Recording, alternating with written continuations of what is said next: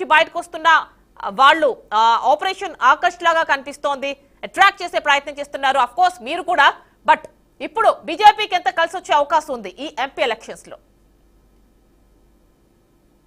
అందరికి good evening అండి.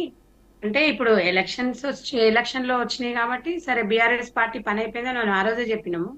అంటే దాదాపుగా కనీసము బీఆర్ఎస్ పార్టీ పని అయిపోయిందని గవర్నమెంట్ వచ్చిన తర్వాత ఒక 70-80 రోజులు కూడా రాలేదు.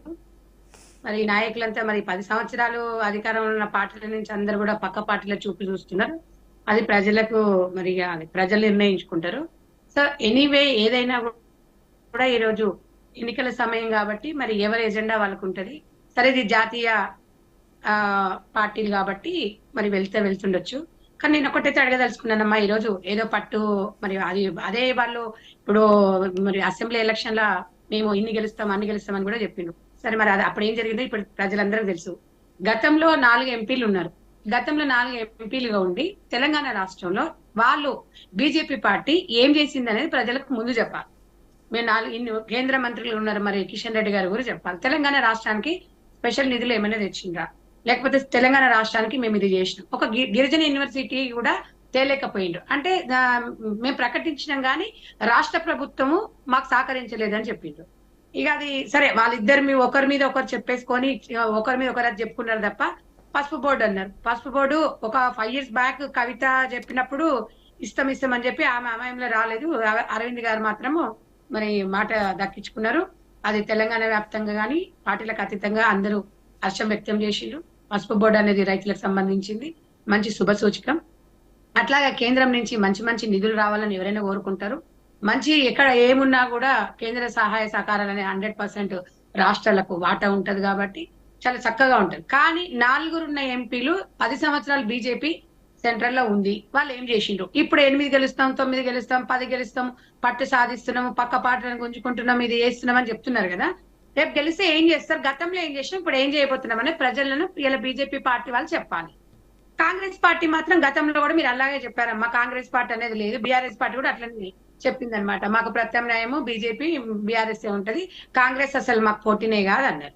మరి ఇవాళ వాళ్ళు చెప్పుకోవాలి అసలు కాంగ్రెస్ పోటీలో ఉందా, బీజేపీ ఉందా, బీఆర్ఎస్ పార్టీ ఉందా? బీఆర్ఎస్ పార్టీ అనేది చూసిండ్రు కదా, ఒక్క 60-70 రోజులు 100 రోజులు కూడా కాలేదు. ఇలా ఏ రకంగా తయారైపోయింది ఈ రోజు బీఆర్ఎస్ పార్టీ అనేది చూడాలి. అహంకారం అనేది మనిషికి పనికిరాదు. కాంగ్రెస్ పార్టీ 10 సంవత్సరాలు ప్రతిపక్షంలో ఉన్నా కూడా చెక్కు చెదరలేదు, చిరునవ్వు ఎక్కడ పోలేదు, ప్రజలలోనే ఉండిపోయినాం. అదే అహంకారం అనేది లేకుండా కాంగ్రెస్ కార్యకర్త ముందుకెళ్తారు. ఈ రోజు బీజేపీ పార్టీ వాళ్ళు సరే వాళ్ళు మరి మతతత్వాలకు చెప్పి ఓట్లు వేయించుకుంటారా, వాళ్ళకి ఏదో ఒక ఎజెండా పెట్టుకున్నారా? తెలంగాణ రాష్ట్ర మతాలు కులాలు దీనికి అన్నం పెట్టవమ్మా. ఎవరికైనా కూడా మనం ఏం చేస్తున్నాం అనే ఒక స్టాండ్ నుంచి మనం వెళ్లాల్సిన పరిస్థితి వచ్చింది. సరే వాట్ ఈజ్ వాట్ అనేది ఎవరు నమ్ముతారు ఎవరు నమ్మరు, ఏ పార్టీని నమ్ముతారు అనేది ప్రజల నిర్ణయం. ఎందుకంటే రాజ్యాంగాన్ని విరుద్ధంగా మనం వెళ్ళలేము. పార్టీలకు ఒక ఎజెండా ఉంటుంది, ఆ పార్టీ ఎజెండా ప్రకారంగా మనం నడుచుకోవాల్సి వస్తుంది. కాబట్టి తప్పకుండా మేము 16 సీట్లు గెలుస్తామని మేము చెప్తున్నాం. ఎందుకంటే మాకు ఆ నమ్మకం ఉంది ప్రజలలో. కాంగ్రెస్ పార్టీ అయితేనే ప్రజల కోసం పనిచేస్తుందని ఒక నమ్మకం ఉంది. కాబట్టి మేము ఎవరిని విమర్శించాల్సిన అవసరం లేదమ్మా. గవర్నమెంట్ వచ్చిన తర్వాత విమర్శించి పని లేకుండా ఉండేది కాదు. చాలా పనులు ఉన్నాయి, ప్రజలకు ఇచ్చిన హామీలు ఉన్నాయి. ప్రజల 10 సంవత్సరాల నుంచి వెనుకబడ్డ వాళ్ళు ఉన్నారు, వాళ్ళందరూ కూడా మనం న్యాయం చేయాలి. అధికారంలో కాంగ్రెస్ ఉంది. సంధ్యారెడ్డి గారు మీరు అన్నది కరెక్టే. ఓకే, పథకాలు అన్ని కూడా ముందుగానే ఇప్పుడు ఎంపీ ఎలక్షన్స్ అయితే ఏవైతే ఉన్నాయో దానికి ముందే ఇవ్వడానికే ట్రై చేస్తున్నారు. ఓకే, కాకపోతే మరి సభలలో అది మీరు కూడా కౌంటర్స్ ఇస్తున్నారు, మీరు కూడా ఒకంత ఘాటు వ్యాఖ్యలే చేస్తున్నారు కదా బీఆర్ఎస్ పైన. మేము 100% అమ్మా. ఇప్పుడు ఏ పార్టీ మమ్మల్ని విమర్శించినప్పుడు మేము సైలెంట్ గా ఉండాలంటే అది చాతగాంతిన కింద అవుతుంది. మేము వాళ్ళు అంటే మేము అంటున్నాము. ఇప్పుడు మేము చేస్తున్నప్పుడు 10 సంవత్సరాల అధికారంలో నుండి వాళ్ళు ఇచ్చిన హామీలు నెరవేర్చలేకపోయినరు. 100 రోజులు కాకముందుకే మా మీద విమర్శలు వేస్తున్నప్పుడు మేము మాట్లాడద్దా మేడం? చెప్పండి. కాంగ్రెస్ పార్టీ నుంచి ఒక భరోసా ఇస్తాం కదా మేము. వాళ్ళు ఇష్టానుసారంగా 10 సంవత్సరాలు వాళ్ళు ఎంబడి ఒక్క పని కూడా చేయలేదు. 100 రోజులలో మేము ఇచ్చిన 5 గ్యారంటీలను మేము అమలు పరుస్తున్నాము. అంటే ఎలక్షన్ల కోసం ఉండదమ్మా, ఒక్కటి గుర్తుపెట్టుకోండి. ఎలక్షన్ల కోసం కాంగ్రెస్ పార్టీ పనిచేయదు. ఓడినా గెలిచినా ప్రజల పక్షాన ఉంటదనే నిదర్శనం మీకు అందరికి తెలిసిందే. ఆ రోజు 22 మంది ఎమ్మెల్యేలు ఉన్నా, మొన్న 19 మంది ఎమ్మెల్యేలు ఉన్నా అదే స్పిరిట్ తోని ప్రజలకి వెళ్ళినాము. ఈ రోజు 60 మంది ఉన్నా కూడా అదే స్పిరిట్ తోని మేము ప్రజలకి వెళ్తున్నాము. మా బలం మొత్తము కార్యకర్తలు కూడా ఒకటే చెప్తున్నారు. రాష్ట్రంలో కాంగ్రెస్ పార్టీ ఉండాలి, కేంద్రంలో కాంగ్రెస్ పార్టీ ఉంటే బాగుంటది అనే ఒక ఆలోచన ఉంది. కానీ మేము ఎవరిని బెదిరించట్లేదు. 5 గ్యారంటీ పథకాలను మేము అమలు చేయము, లేకపోతే కేంద్రంలో రాకపోతే మేము చేయమనేది వీళ్ళంతా దుష్ప్రచారం చేస్తున్నారు తప్ప పార్టీలు ఎప్పుడు కూడా అలానే రాష్ట్రాలు వేరు కేంద్రాలు వేరు. కేంద్రంతో సఖ్యతగా ఉండాలి, ఎలక్షన్ల వరకే పార్టీలు కొట్లాడాలి. కేంద్రంలో ఏ అధికారం ఉన్నా కూడా వాళ్ళతో సఖ్యతతో ఉండి రాష్ట్రానికి రావాల్సిన నిధులు తెచ్చుకోవాల్సిన అవసరం ఉంది. అంత మాత్రాన నరేంద్ర మోడీ గారితోని రేవంత్ రెడ్డి గారు మాట్లాడుతున్నారు, మంత్రులు మాట్లాడుతున్నారు, సఖ్యత ఉన్నా అనేది కొన్ని పార్టీలు రూమర్స్ గా మాట్లాడుతున్నారు. కానీ అట్లా ఉండదు. ఎప్పుడైనా కూడా ఎలక్షన్ల వరకు కొట్లాడాలి. తర్వాత అక్కడ నరేంద్ర మోడీ గారికి ఏ ప్లేస్ లో అక్కడ ఎవరున్నా కూడా అక్కడ పిఎం గారికి మనం రెస్పెక్ట్ చేయాలి, మన రాష్ట్రానికి వచ్చిన నిధులు తెచ్చుకోవాలి. ఎవరి ఎజెండాలు వాళ్ళ ఉంటాయి, ఎవరిది వాళ్ళకు ఉంటుంది, వాళ్ళని విమర్శించేది లేదు, వాళ్ళని మనం అనేది లేదు. మనం ఏం చేస్తాము, మేము కాంగ్రెస్ పార్టీ ఎంపీగా గెలిచిన తర్వాత మేము ఏం చేయబోతున్నాము, రాష్ట్రంలో కేంద్రంలో అనేది స్టాండ్ పోతుంది తప్ప మేము ఎవరిని విమర్శించము. మమ్మల్ని విమర్శిస్తే మాత్రం 100% మేము విమర్శిస్తాం. మేము 100% ప్రూఫ్ తో సహా చెప్తాము. కానీ మేము చేసే వాళ్ళని ఏలు పెట్టేసి ఇది చేస్తున్నారు అది చేస్తున్నారు. ఇది గతంలో ఒకసారి మనం చరిత్ర చూసుకోవాలి. ఒక ఏళ్ళు చూపిస్తే 4 ఏళ్ళు మనం చూస్తే గతంలో మనం ఏం చేసినాము, మరి వాళ్ళని ఏం అడుగుతున్నాం అనేది చూడాలి. రాష్ట్రం 10 సంవత్సరాలు తెచ్చుకున్న తెలంగాణ ఈ రోజు ఎట్లా ఏ రకంగా ఉందనేది కేంద్రానికి బాధ్యత లేదని నేను కేంద్రాన్ని కూడా అడుగుతున్నా. మళ్ళీ ఇప్పుడు నరేంద్ర మోడీ గారు కూడా మళ్ళీ తెలంగాణకు వస్తున్నారు. సరే, మరి రాహుల్ గాంధీ గారు వచ్చారు, సోనియా గాంధీ గారు వచ్చారు, అమిత్ షా గారు వస్తున్నారు, మోడీ గారు వస్తున్నారు. అది ఓకే, వాళ్ళు ఎవరి పార్టీ సిద్ధాంతాలు వాళ్ళకు ఉంటాయి.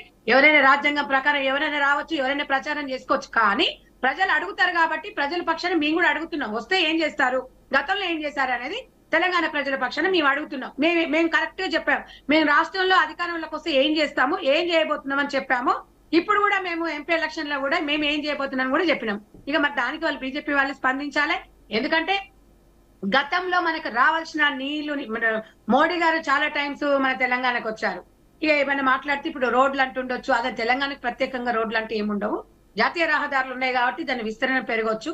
కానీ ఇంకా మంచివి ఉన్నాయి. తెలంగాణ రాష్ట్రంలో 4 ఎంపీలు గెలిచి వాళ్ళు ఏం చేయలేకపోయింది అనేది ప్రజలలో మాత్రం ఉంది. ఇప్పుడు ఏం చేస్తారు, మళ్ళీ ఇప్పుడు అధికారంలోకి బీజేపీ వస్తుంది అంటున్నారు. మొన్నటి వరకు కూడా రాష్ట్రంలో అసలు కాంగ్రెస్ పార్టీ ఊసే లేదని చెప్పిండ్రు. కేసీఆర్ గారు అన్నారు, ఇలా బీజేపీ వాళ్ళు కూడా అన్నారు. అసలు రాష్ట్రంలో బీజేపీ వాళ్ళు కూడా చెప్పారు, కాంగ్రెస్ తో మాకు కాదండి, మేము బీఆర్ఎస్ లతోనే మాకు ఉంటది, వాళ్ళు మేమే ఉంటామా అన్నారు. ఈ రోజు పరిస్థితి ఎట్లా ఉంది మీరు ఒక్కసారి ఆలోచించాలమ్మా. ఎందుకంటే ఇలా కేంద్రంలో బీజేపీ పార్టీ ఉండి ఎంతసేపటికి రామము జయమము ఇవన్నీ మతాలు, తర్వాత దేవుడు, ఇవన్నీ ప్రతి ఒక్కరికి ఇవి కాదమ్మా. ఇది ఎవరికి మతం అనేది, ఎవరికి మతాలు కులాలు ఇవన్నీ ఎవరికి ఏం 4 ముద్దలు ఏం పెట్టదు. మనం ఏం చేయబోతున్నాం, ప్రజలకు ఏ రకంగా చేస్తున్నాం అనేది. రామ మందిర నిర్మాణం కావచ్చు సంధ్యారెడ్డి గారు, రామ మందిర నిర్మాణం కావచ్చు, ఏదైతే సిఏఏ ఉందో ఇది కావచ్చు, ఇవన్నీ కూడా బీజేపీ పుంజుకోవడానికి చాలా ఉపయోగపడిందని చెప్పి బీజేపీ నేతలే అంటున్నారు. ఇప్పుడు రామ మందిరం అంటే రామ మందిరం, రాముడు ఒకటి బీజేపీ వాళ్ళకి సంబంధించిన వ్యక్తి కాదు కదమ్మా. రామునికి చరిత్ర ఉందమ్మా, రామునికి చరిత్ర ఉంది. రాముడు అంటే ఎలా ఆయన ఒక మగవాళ్ళకి ఒక ధీటుగా ఒక సత్య, ఇప్పుడు ఆయన ఎట్లా అంటే రాముడు అంటే ఒక భార్య లేకున్నా కూడా ఆయన భార్య ప్లేస్ లో కూడా ఎవరిని ఊహించుకోకుండా రాముడు లాంటి ఆదర్శ పురుషుడు అంటారు. ఎస్, ఆదర్శ పురుషుడుగా ప్రతి లేడీ కూడా రాముడు లాంటి భర్త దొరకాలి అనుకుంటారు. రాముని అందరం పూజిస్తామమ్మా, బీజేపీ పార్టీ కాదు, అది మన సిద్ధాంతము. 100% ప్రతి ఒక్కరు రాముని ఎందుకు పూజిస్తాం, సీతారాముల కళ్యాణం ఎందుకు అవుతుందమ్మా, ఫస్ట్ సీతారాముల కళ్యాణం అయిన తర్వాతనే మిగతా కార్యక్రమాలు స్టార్ట్ చేస్తాం. దేవుణ్ణి మనము ముందలు పెట్టుకొని మనం భిక్షాటేసుకొని మేము ఇది కట్టినాం మేము అది కట్టినాం కాదు. ఎవరు డబ్బులతో కట్టిరా, ఎవరితో సొంత నిధులు కాదు, ఇలా ప్రజలది అని గవర్నమెంట్ సొమ్ము కట్టిండ్రా, లేకపోతే ఇంకో ట్రస్ట్ పైసలు కట్టిండ్రా, ఏది కట్టిరా, లేకపోతే నరేంద్ర మోడీ గారు ఇంట్లో నుంచి ఇచ్చిండ్రా, లేకపోతే అమిత్ షా గారు ఇచ్చిండ్రా, లేకపోతే కాంగ్రెస్ ఇచ్చిందని కాదు. దేవుడు బొమ్మ పెట్టుకున్నంత మాత్రాన గాల్లో దీపం పెట్టేసి దేవుడా ఇది పోవద్దు అని అంటే ఇది ఎట్లా సాధ్యమవుతుందమ్మా. ఎప్పుడైనా ఎవరి మతం వాళ్ళకు ఉంటది. బైబిల్లోళ్ళకు ముస్లింస్ కి ముస్లిం దేవుడు ఉంటాడు, క్రిస్టియన్ వాళ్ళు ఉంటారు, తెలుగులకు రాముడు ఉంటాడు, వెంకటేశ్వర స్వామి ఉంటాడు. దాన్ని పెట్టుకొని మేము రామ మందిరం కట్టినాము మాకే ఓట్లు వస్తాయంటే సంగీతానికి చింతకాయలు రాలుతాయమ్మా. మీరు చెప్పుకోవద్దు, ప్రజలు గమనించాలి, అవసరం లేదు. సంధ్యారెడ్డి గారు, మనకి బీఆర్ఎస్ నుంచి కూడా బొమ్మేర రామ్మూర్తి గారు ఉన్నారు.